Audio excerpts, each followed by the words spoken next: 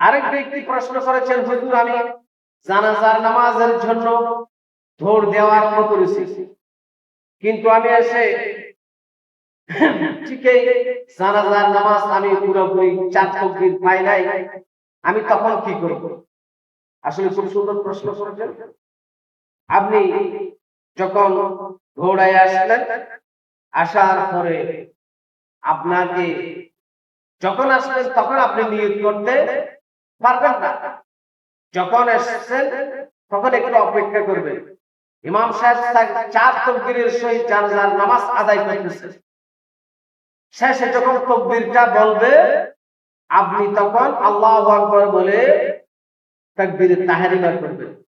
জানাজার ইমাম ওনার শেষ তাকবীর, শেষে যিনি জানাজায় আসছেন ওনার তাকবীরে তাহরিমা প্রথম তাকবীর, এটা ধরে নিতে হবে। কথা বুঝতে পারছি? কথা বলেন না কেন? কথা বুঝতে পারছি?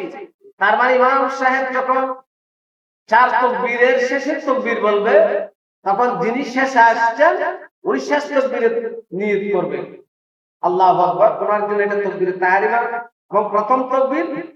বাকি 3 তাকবীর ইমাম সাহেব সালাম ফিরানোর পরে বাকি 3 তাকবীর উনি আস্তে আস্তে করে বলে দেবে। মাসালা ক্লিয়ার? তাহলে এসে 2 তাকবীরে 3 তাকবীরে নিয়ত করা যাবে না। শেষ তাকবীরে কি করবে? নিয়ত করবে। বাকি 4 তাকবীরে 3 তাকবীর বলে দেবে। এটাই হচ্ছে আসল কথা।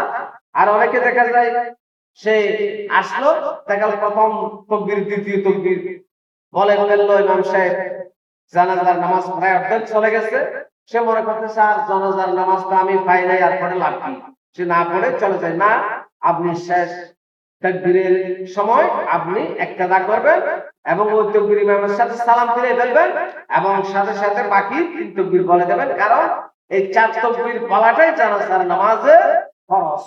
মাসালা বুঝে আসছে? আল্লাহ কবুল করুন।